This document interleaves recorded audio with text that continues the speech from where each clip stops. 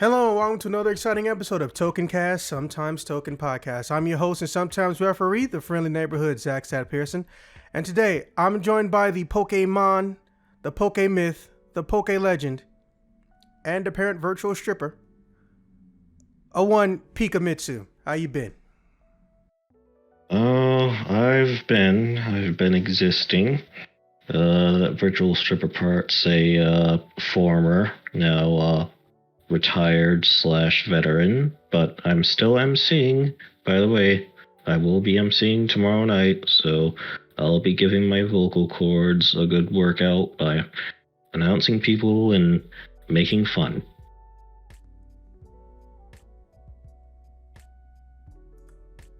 Okay.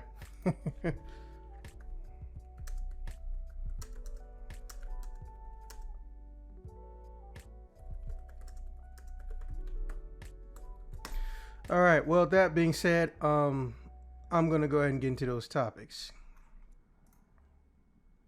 Mm-hmm. All right. So number one, is Sony trying to acquire Capcom? Who do you think they should acquire next? And there's a little bit of a story behind that, so I'll get into that very shortly. Lost to time movies. Can we fix the lost films stuck on VHS, or are we just doomed to erasure of old movies in general? Number three, who's wrong, who's right? Yes, we're finally talking about Will and Jada with context. Singers versus musicians and writers. Do you think we should separate the two when award season starts? Obviously, if you can't make it and want to... Do you think we should separate the two when award season starts? And again, we'll provide context. Speaking of, let's get started. All right, so for number one, there haven't been any bidding wars, but Microsoft and Sony have currently been acquiring studios or planning to acquire studios. They don't want to make their announcement public until full deals have been met. Microsoft may or may not even be able to get Activision or Activision Blizzard. And there was a rumor Sony was going to go after Konami. Oh, I'm sorry. Well, no, actually, yeah. They were going to go after Konami. Then there was a rumor they were going to go after Hideo Kojima and his studio. Here's the problem with these. A rumor is not a fact. But people have been saying that Sony is trying to acquire big / epic studios that they have a long history or partnership with. To be fair, that's very fucking nebulous. Let's be honest. That's very fucking nebulous. However, the thought popped into my head. Could it be Capcom? Because if there's somebody they've been throwing money at religiously for almost a good decade flat, it's Capcom. Let's not forget, Street Fighter V is exclusive to who? Exactly. But also, I want to know who you think they should acquire. Maybe just because they might revive something or they have good synergy and whatnot. And for providing other context, Will and Jade is a very unique situation. It'll take a long time. I'm going to wait till we get to question number 3. And for singer versus musician, that's kind of literal.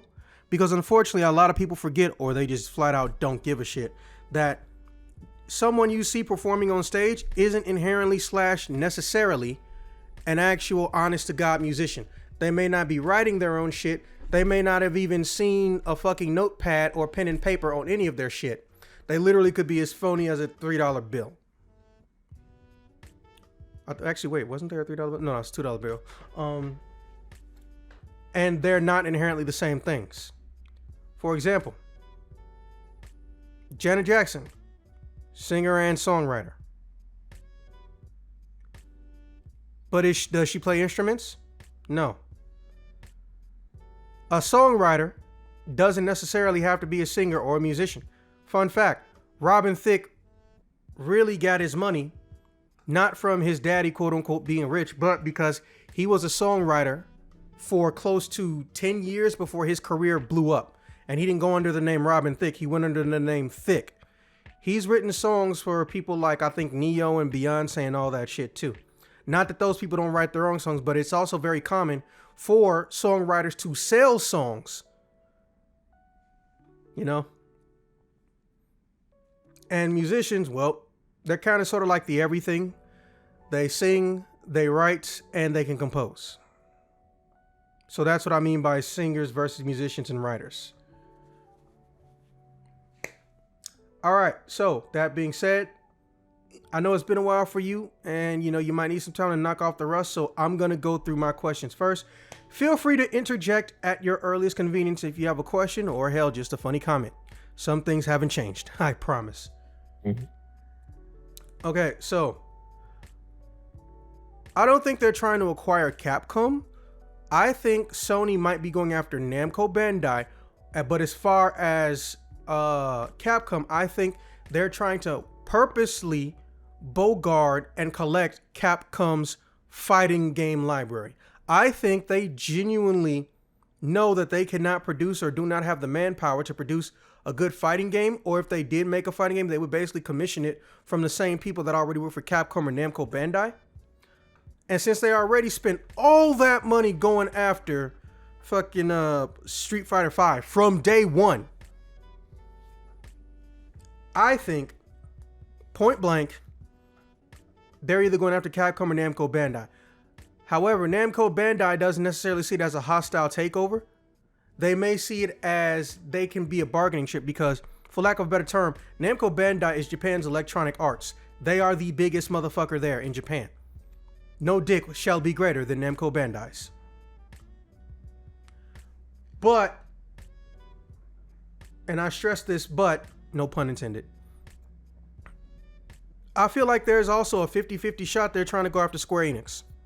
Because Square Enix isn't necessarily a gaming company. It's a holdings company that owns a gaming company. People keep forgetting that. Square Enix is technically a holdings company. Bet you didn't know that.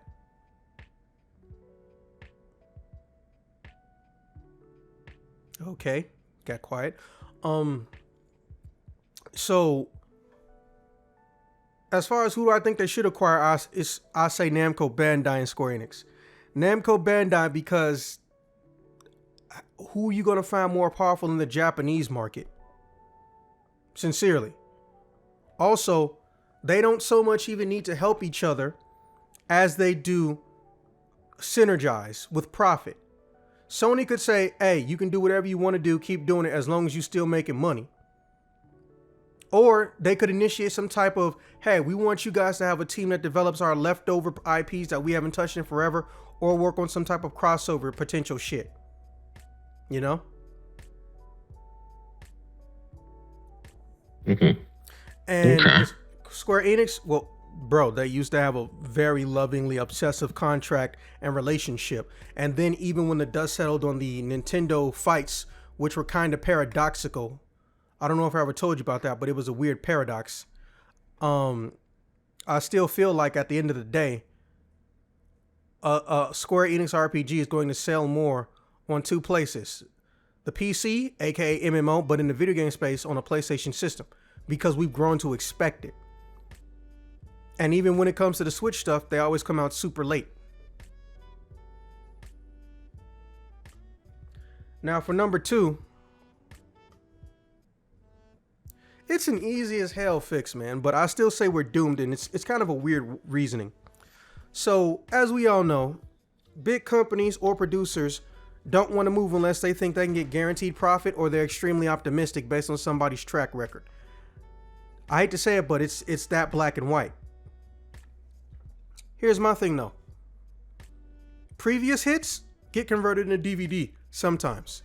Previous hits get converted into Blu-ray sometimes. Previous hits get converted into UHD sometimes. But what is everything on in the beginning? VHS. The technology, not so much to upscale or convert, but to transform a VHS media into a digital format, CD, DVD, is not even expensive. If these companies really wanted, they could set their entire back catalogs of VHSs to digital distribution. Have that bitch in a red box. Have that thing on a YouTube purchasable video, Amazon purchasable video, Hulu purchasable video, maybe just on Netflix. I don't know. I don't really care. They don't want to. because they don't see a massive profit in it, and that's what bothers me. Last I checked, almost the entire catalog of Robin Williams is VHS.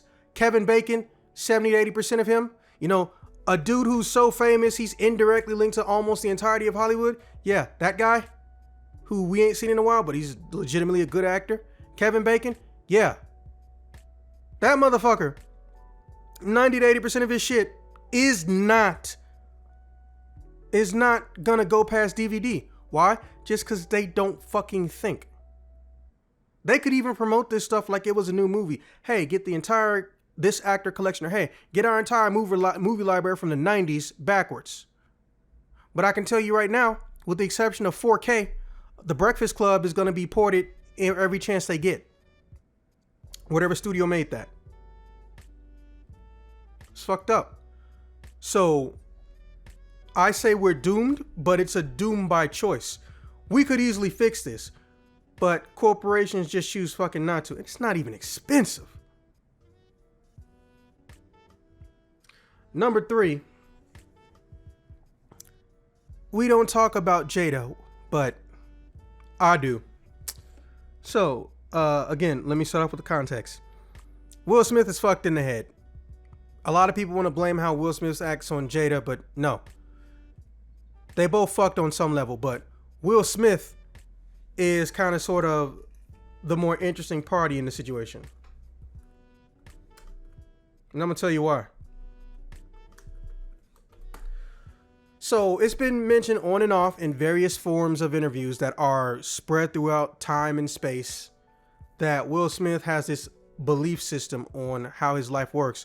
He literally thinks he can control it, or he's implied he can control it, or that he can will things into existence. Essentially, he's that optimistic person whom somehow reality has not convinced. I'm like, bitch, you don't run me.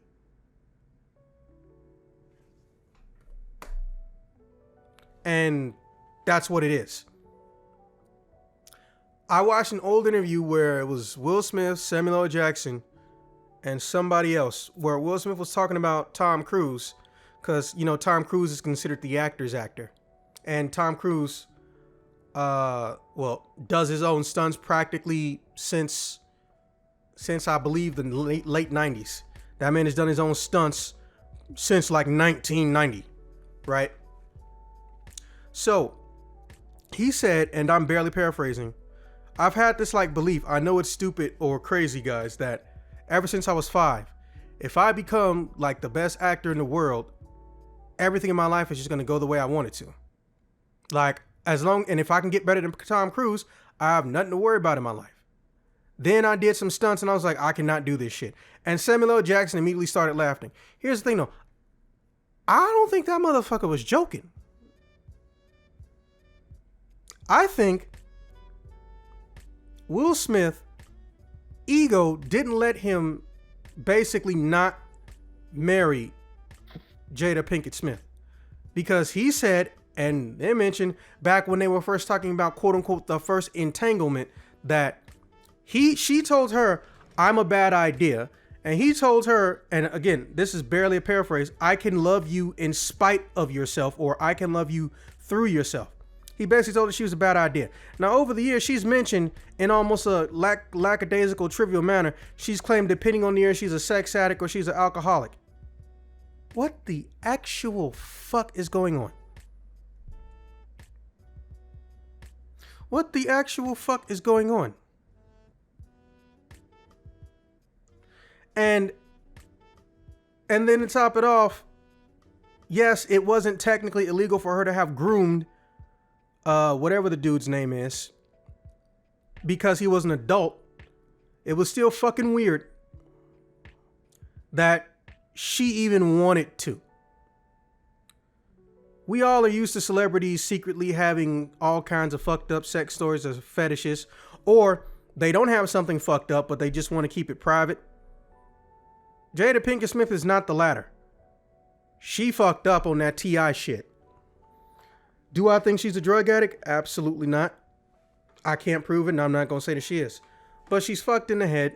She wants to present herself as like this figure of quote-unquote majestic noble human being, but we all know she's not, and she's even admitted it, but she acts like fucking nothing is a problem. And here's Will Smith, literally, for lack of a better term, being unable to comprehend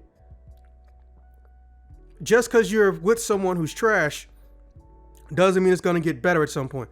Initially, I was one of those people that thought he ain't break up with her because they don't have a prenup. That's what I was thinking. But no, I think it's his ego. Once he got that first divorce, I think that his first divorce, he basically told himself, oh, I can't have that happen to me because I'm me. Because contrary to popular belief, not everybody who thinks like Kanye West says it out loud. One of the earliest interviews I ever read about Will Smith, he flat out said that, oh, he won't be in a movie unless he's getting top billing. He can't see himself in a movie where he's not at top billing. I'm like, are you fucking serious right now? Fuck out of here. Like, look, Will Smith can be in movies, but here's the thing. Will Smith don't carry most of his movies alone. With the exception of King Richard, there's about a 10 to 12 year time frame where he wasn't carrying most of his movies alone. Okay? Also, here's something I found hypocritical. Why the fuck are they at the Oscars? Jada Smith, in a weird format, did a video where she said she refuses to go to the Oscars and she thinks the Oscars should be boycotted because literally they wouldn't nominate her husband for a movie. You know, the guy whom you fuck around on in your open relationship with, but also claiming you're a genuine sex addict and alcoholic. Because that's a healthy relationship right there. She's the one who basically got the hashtag started, Oscars so white. So why the fuck are you there? Like literally, I don't get why you're there. Why was he there? We know why he was there. And I'm just sitting up here like,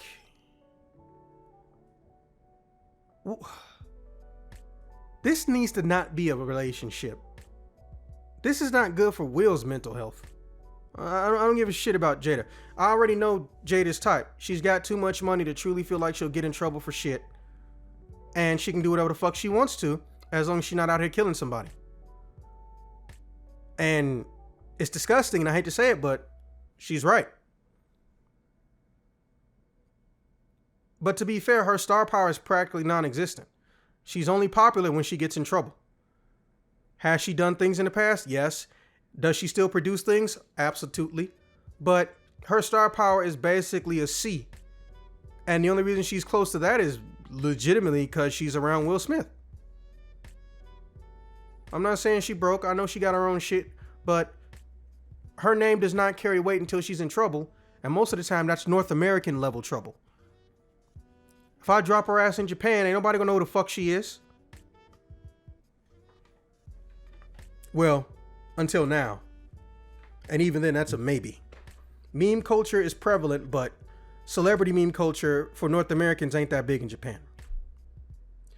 So I'm gonna say on two levels, both of them are fucking wrong. Jada knows she has no business being married to Will Smith, but she can get away with shit.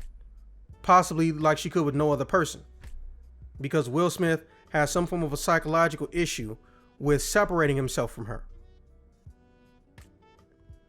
Will is wrong because this motherfucker should not have this much power over you. And instead of just knowing that and doing something about it, he chooses to let it fester. That's why when 50 Cent asked legitimate questions like, hey, listen, so you were okay with that whole situation of her being quote unquote in an entanglement with Alex? That's what his name was. And he said, yeah, it was cool. And 50 said, wait, so only he can blow her back out? And Will Smith lashes out and says, fuck you. Bro, he obviously is not okay internally. And he's not that good at hiding it. And a lot of these old celebrities who think that they're preserving their image or that they can hide their shit, they're not all that good at it. Will Smith, Tom Cruise, we know fucked up shit's going on in that head. But here's the thing. You don't have to tell me about it, but I would prefer it if you talk to a therapist or a psychologist, someone professionally trained. We don't need to know every broken thing in you and about you. That's not our business. Your job as an entertainer is to entertain. My job as someone who is entertained by you is to give you money to entertain. So if you have a bad day, I get it. We all do. Go see somebody about it. He ain't doing that though. Because the therapist would have told him day one, man, if you don't get the fuck away from Jada Pinkett, not Smith, she needs to go back to being Jada Pinkett. That's all it is. They both wrong, but just on different levels. And no, he should not have put his hands on fucking Chris Rock. Everyone knows that any comedian hired to host any award show's job is to insult the celebrities via comedic insults. He didn't bully her, he didn't harass her. And as far as people trying to make it about her medical condition, guess what? He didn't know. And even if she did have a medical condition, that does not excuse her from being made fun of. We can't have hypocrisy when people don't find something funny. If you don't find something funny, okay, you don't find it funny. That's it. That's the end of it. But we can't have this hypocrisy. It's bad enough Dave Chappelle is in some weird bullshit where it looks like he's trying to manipulate the information about what he did and trying to hide it until he thinks it's going to blow over. That's a whole nother mess of shit in general. I'm not saying he can't make a joke about trans, and anyone who's saying that, they're delusional about how North America works. The problem is, it didn't sound like a joke. It sounded like he was being legitimately serious. Rant over. So moving into number 4. Yes, I don't even have a long one for this. They should totally be separated. A singer's job is to entertain by singing. A musician's job is to entertain by playing musical instruments, composing music, or playing already composed music. And a songwriter, which I think they do have their own award show, and I think that should be on TV, a songwriter is really propping up in support for both of those two. But they're not the same thing. It's like the acting awards versus the stunt actor awards. They're in the same field, they're in the same places at the same time. Sometimes. But they're not the same thing. If you do not write your music, I don't think you should get Best Musician of the Award, Best Musician of the Year Award, or any Musician of the Year Awards, any musician awards. I'm sorry. Not sorry. But that's all I got to say. So I'm going to go ahead and pass the mic over to you, Pika. Have fun. It's been a while. Alright, yes, indeed it has. You know that my takes are sometimes short but sweet, but I'll see what I can dish out on these subjects here. So, starting off at the top here, who should Sony try to acquire?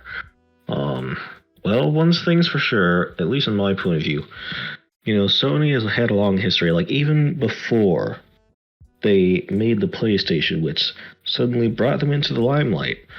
I remember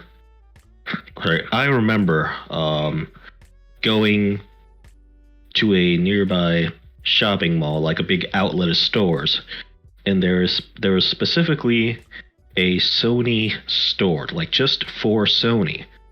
And you walk in that place, and you just see whole bunches of like sound products, like speakers, what have you. And then just in this little tiny cubby area, they have like a demo area of like the very first PlayStation, not the slim one, but the big ass gray blocky one. And then just like a couple of PlayStation games.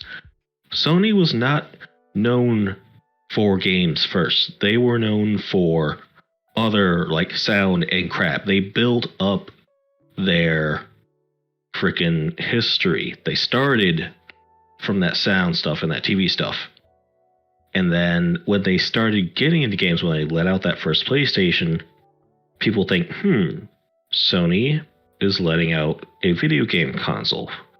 Well, you know, they've made a lot of good products in the past that weren't video games. Let's just give this one a try and see what happens, you know? And the rest is history. Now, as far as being absorbed into that kind of thing, Sony does not want to take this lightly. They want to take someone who has a very, very, very good history of making games with no real glaring fuck ups within the last, 5 years or so. That being said, we could immediately kick out Activision Blizzard because things. But then, as far as Capcom is concerned, yeah, they had a good history. Like, they had a really good run of stuff. And then they tried to bring something back. They tried to bring back the 1v1 Marvel vs. Capcom with Infinite. And that did not go over well at all. Like, the fighting game community took it up, took a look at it, licked it a couple times, tried the taste, and just said, nah, tossed it in the trash. And the fighting game community, they love their Marvel vs. Capcom. Some were just religious about it. But to be shat on that badly, Capcom fucked up for that. So then they were like, okay, Capcom's like, okay, shit, we fucked up. We gotta start doing stuff to please fans. We can't, have this fuck up be the first of many, make it seem like it's gonna be the first of many to, start a downfall. And since then, they've been building up a good record of things. They've been doing, remasters and things like that. They put out Resident Evil 4 in VR, which is pretty nice. And I feel that if Sony does acquire Capcom or tries to bring them in, if they get together and say, hey, let's floor these fuckers, let's put out Marvel vs. Capcom 4, let's work on that, let's put all our effort into that, I feel like that could be something that could just set the fucking community on fire, fighting game fans and non-fighting game fans. It'd be like, okay, they put the number on the end of this one, they mean fucking business. And Sony and Capcom together, it's Sony may be stepping into a little bit of an area that they might not be too familiar with, but hey, they've got power backing them. So that could bring up a lot of hype. So honestly, I think Capcom would be the way to go. Namco Bando, Bando and Namco, yeah, them. Yeah, they're good. I like them. I like a lot of games by them, but I just feel they are good floating their own ship. Honestly, there haven't been any really bad, horrible, absolute fuck ups from them in the last 5 years. So I think they're floating on their own boat. They're fine. Maybe later on down the line, if Sony comes a knocking and they don't have too many projects going, then yeah, sure, might want to look into it. But for now, I think Sony and Capcom, getting Capcom would be the best bet. And then moving on down the list here, number 2, myself, I am not much of a movie person, but I do understand the nostalgia factor and how some movies could create a whole lot of revenue. But the movie industry nowadays, it's all about, okay, we want to get a lot of money now. What's the best thing? What's the big trend? And what's the big trend right now? Superhero movies. Everyone and their mom is jumping on a superhero movie. And we look back to the old VHS days. Okay, what superhero movies do we have? Well, shit. There's barely any there. Well, we can't really jump onto that and get as much money as we would with superhero movies. Let's run this train. Let's run this superhero train until it is damn near dry. And then we'll kind of think about going back to the old classics on VHS. We know they're there. Nostalgia will remain nostalgia until that generation dies. But that generation's gonna be around for much longer. than this superhero trend's gonna be. They're they're putting all their bets on the fact that the superhero trend is gonna die out before the generation that has the nostalgia for those old VHS movies does. And they think it's just gonna be a 1-2 combo. Run out the superhero money, and then go straight to nostalgia and start getting that money, and then ride that out for a bit while they plan their next big thing or get ready to ride on the next big trend. So I believe those digitalization of the old nostalgic movies is gonna be coming, but it's gonna be a while before it happens. It's gonna be a long while. Now, question number 3. Now, before I answer question number 3, Zax, I need a quick check from you. Do I have the permission to say the N-word with the soft A? The fact that you even have that level of deviation is commendable. So as a reminder, and I know it's been a while, it's okay. This is not in any way, shape, or form, nor have we ever pretended to be any form of a children's show. This content is meant for adults. Yes, we do say adult things and adult words. So again, as long as it's not hate speech or anti-LGBT rhetoric and claiming they're fucked up human beings and disgusting, blah, blah, blah, you are free to insult somebody as long as it does not include what I previously mentioned, racism or death threats. Yeah, sure. Okay, thank you for the clarification. Now, this whole Will Smith and Chris Rock moment with Will Smith, bravely standing up for his wife and smacking the shit out of Chris Rock during a live televised event. I like to see these things as kind of black and white. Like, take out, if I see something happen, like a big moment happen, it's like, okay, let's cut this part out. Let's make this a clip. Let's cut out everything before it. Let's cut out everything that's going to happen after it.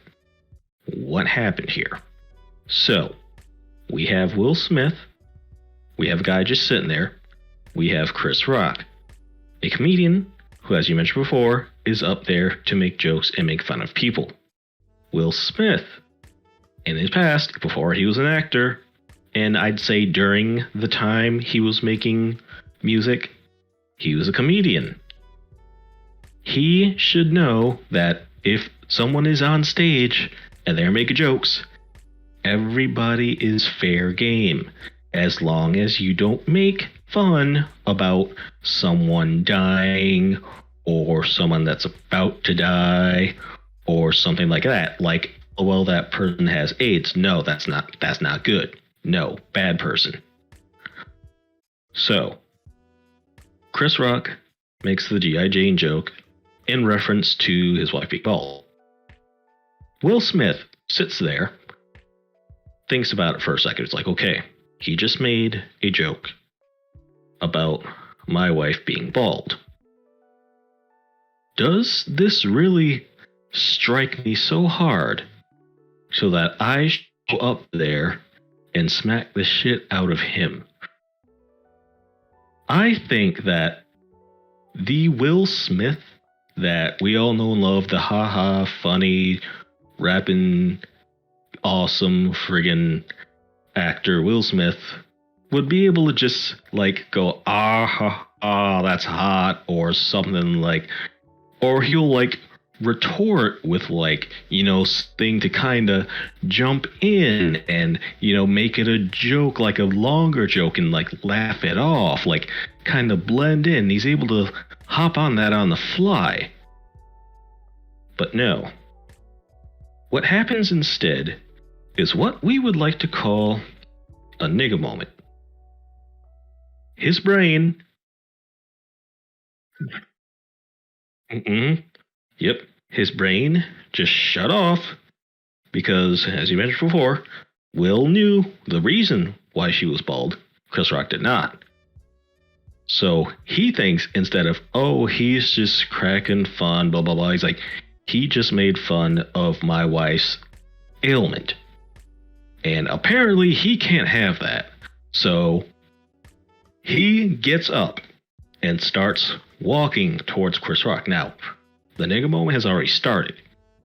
But what a lot of people don't see here is that once he gets up to Chris Rock, there is another pivotal point before the slap actually happens. He actually had a chance to diffuse this moment altogether. You know, Will Smith could have pulled a Kanye West. He could have just took the mic from Chris Rock and said something. Said almost anything to diffuse it. And then I'm sorry to interrupt, but yo, this is literally what my mindset was when I first saw this little clip. I thought he was going to tell her, yo, Chris, hey, listen, my wife actually has a medical condition. You know, she's not like this by choice. And he would have said, oh, okay, my bad, bro. And he would have moved on from it. Or he would have just said, sorry, I wasn't specifically targeting you because I knew you had a medical issue. Like, there were so many things that could have happened different. But yeah, my bad, continue.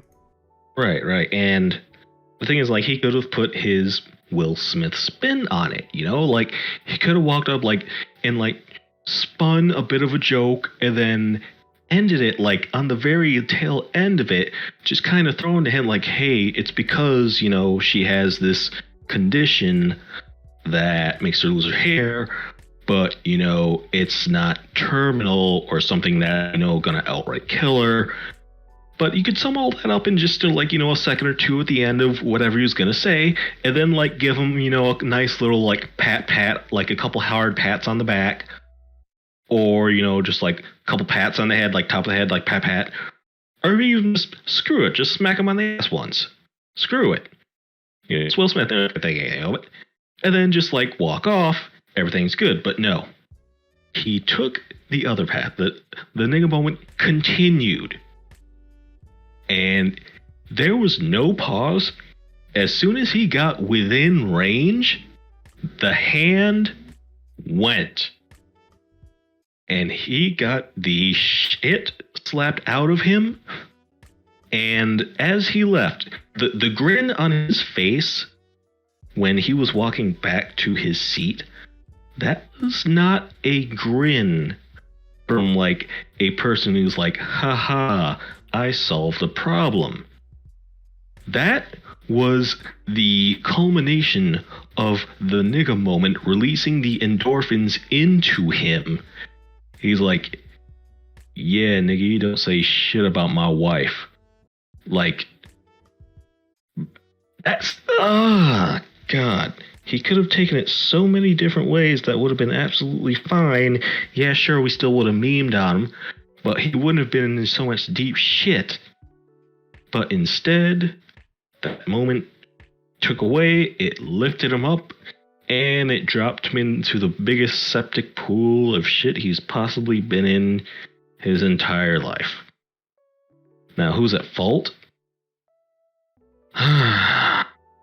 Honestly, it's Will. He is the one who walked up. He is the one who slapped the other person. It's assault, then plain and simple. Then he refused to leave, too. Like, they actually had security. Mm-hmm. There was a whole bunch of stuff that happened, you know, behind the camera scenes that we didn't find out until afterwards. But he is completely in wrong. Black and white. He could have held his tongue. He could have walked up and made a joke about it. He could have sat in his seat, made a joke about it. But no, he had a nigga moment. He slapped a bitch. Will's in the wrong here. Alright. So, last question here. Singers versus musicians and writers. Now, as far as I'm concerned, these are honestly 3 different categories to me. Thank you. There's no way in fuck there should be an award that can simultaneously go to Eminem and BTS. Yeah, I said it. Yeah, possibly. Now, of course, let me just break it down for people who may have jumped the gun. It's like, hey, what the crap are you talking about? So, singers, musicians, writers. Singers are mostly known for their voices. Musicians are mostly known for making music. How do you make music? You make sounds and notes. How do you make sounds and notes? With instruments. Musicians use instruments. Whether it be you're playing a little guitar, piano, or because now it's the digital age, you use your programs to make your music however you want to do it, you're still making those sounds and notes. That's a musician. And writers? Yeah, there are a few songs out there that don't need words to be an absolutely awesome fucking song, but most songs nowadays need catchy lyrics in order to get them up there noticed. And a lot of people have a way with words. They may not be able to sing, they may not be able to play an instrument, but by God, they could write a damn near 300-page book filled with so many awesome lyrics that they could just separate them up, chop them up, sell them to singers or musicians, and be set for the rest of their lives. And these are three different kinds of people, and these three different kinds of people need to be recognized separately. The main reason why they're not is because the fucking people that throw together these award shows don't want to have to put the fucking effort into looking into who does what exactly, and then stretch out their award show to give these awards out specifically, and then have to pay for more airtime so that these people can be recognized. Absolute bullshit. They should all be separated. They should all be recognized individually. Unless we're talking about John Mayer, that dude is absolutely fucking talented. But regardless, separated and recognized individually. Period.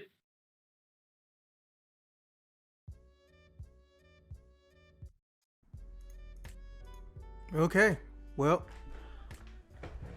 hey, generally speaking, podcasts are, or at least for me, podcasts are not meant to be an echo chamber. I don't know what you guys will say, think, or do at any given time on these things. However, in this particular instance, don't get me wrong, it was cool and refreshing to see somebody pretty much was succinct with me when it comes to most of these issues. Damn, it just really hit me like, holy shit, that totally was a nigga moment for Will Smith. Oh, and in case someone claims some form of Joe Rogan level of comical racism or some shit, reminder, we are both dark-skinned minorities. Mm-hmm. Indeed I am. Though you can't see him, Pikamitsu's tint is rivaled by only Akuma's, who is Asian. And I am a Creole, but I am of a dark-skinned Creole, and, I got African in me as well. So, yeah. Just want to throw that out there in case someone tries to claim some BS. All right. Well, with that being said, let me just check the timer. Oh, that was pretty short and sweet. Pika, I definitely appreciate you coming through. I know you got some other stuff to do later today. And on a side note, I don't know if you heard, but they're getting ready to add Mercenaries mode to VR Resident Evil 4. So I genuinely hope you enjoy that. Yeah, that's going to be interesting to see how it plays out. Oh my God, just wait till you unlock Wesker. Ho ho ho. So broken, so fun. But I digress. With that being said, I will see you guys when I see you guys. Deuces.